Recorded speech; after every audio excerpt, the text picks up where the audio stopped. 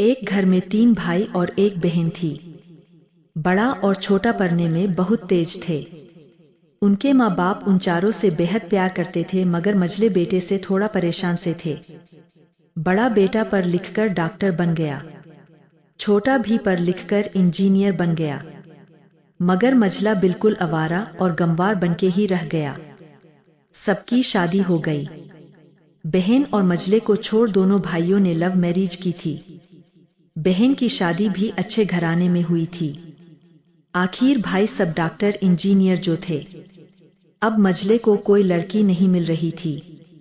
बाप भी परेशान, माँ भी। बहन जब भी मायके आती सबसे पहले छोटे भाई और बड़े भैया से मिलती, मगर मझले से कम ही मिलती थी, क्योंकि वह न तो कुछ दे सकता था और न ही वह जल्दी घर पे मिलता था। वैसे वह दिहाड़ी मजदूरी करता था, पर नहीं सका तो नौकरी कौन देता। मझले की शादी किए बिना बाप गुजर गया। माँ ने सोचा कहीं अब बंटवारे की बात न निकले, इसलिए अपने ही गांव से एक सीधी साधी लड़की से मझले की शादी करवा दी। शादी होते ही न जाने क्या हुआ कि मझला बड़े लगन से काम करने लगा। दोस्तों ने कहा, ए चंदू आज अड्डे पे आना। चंदू ने कहा, आज नहीं फिर कभी। दोस्त ने कहा, अरे तू शादी के बाद तो जैसे बीबी का गुलाम ही हो गया। चंदू ने कहा, अरे ऐसी बात नहीं, कल मैं अकेला एक पेट था तो अपने रोटी के हिस्से कमा लेता था। अब 2 पेट है, आज कल और होगा। घरवाले नालायक कहते हैं मेरे लिए चलता है, मगर मेरी पत्नी मुझे कभी नालायक कहे तो मेरी मर्दांगी पर एक भद्दा गाली है। क्योंकि एक पत्नी के लिए उसका पति उसका घमंड, इज्जत और उम्मीद होता है। उसके घरवालों ने भी तो मुझ पर भरोसा करके ही तो अपनी बेटी दी होगी, फिर उनका भरोसा कैसे तोड़ सकता हूँ।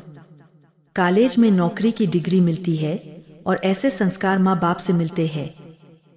इधर घर पे बड़ा और छोटा भाई और उनकी पत्नियां मिलकर आपस में फैसला करते हैं कि जायदाद का बंटवारा हो जाए, क्योंकि हम दोनों लाखों कमाते हैं, मगर मझला ना के बराबर कमाता है। माँ के लाख मना करने पर भी बंटवारे की तारीख तय होती है। बहन भी आ जाती है, मगर चंदू है कि काम पे निकलने लगता है। उसके दोनों भाई उसको पकड़कर भीतर लाकर बोलते हैं कि आज तो रुक जा, बंटवारा कर ही लेते हैं। चंदू बोला, तुम लोग बंटवारा करो, मेरे हिस्से में जो देना है दे देना। मैं शाम को आकर अपना बड़ा सा अंगूठा चिपका दूंगा पेपर पर। बहन ने कहा, अरे बेवकूफ, तू गंवार का गंवार ही रहेगा। तेरी किस्मत अच्छी है कि तुझे इतने अच्छे भाई और भाभी मिली। माँ ने कहा, अरे चंदू आज रुक जा।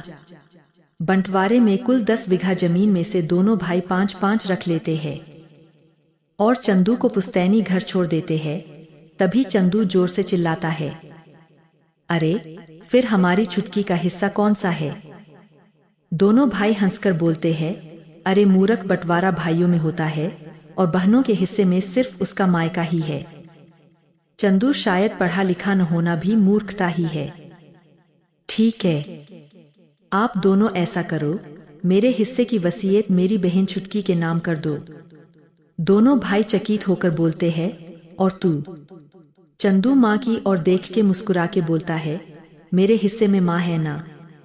फिर अपनी बीबी की ओर देखकर बोलता है मुस्कुरा के, क्यों चंदूनी जी, क्या मैंने गलत कहा? चंदूनी अपनी सास से लिपट कर कहती है, इससे बड़ी वसीयत क्या होगी मेरे लिए कि मुझे माँ जैसी सासू मिली और बाप जैसा ख्याल रखना वाला पति। बस ये ही शब्द थे जो बंटवारे को सन्नाटे में बदल दिया। बहन दौड़कर अपने गंवार भैया से गले लगकर रोते हुए कहती है कि माफ कर दो भैया मुझे, क्योंकि मैं समझ न सकी आपको। चंदू, इस घर में तेरा भी उतना ही अधिकार है जितना हम सभी का। माँ का चुनाव इसलिए किया ताकि तुम सब हमेशा मुझे याद आओ, क्योंकि ये वही कोख है जहाँ हमने साथ साथ 9 महीने गुजारे। माँ के साथ तुम्हारी यादों को भी मैं रख रहा हूँ। दोनों भाई दौड़कर मझले से गले मिलकर रोते रोते कहते हैं, आज तो तू सचमुच का बाबा लग रहा है। सबकी पलकों पे पानी ही पानी। सब एक साथ फिर से रहने लगते हैं।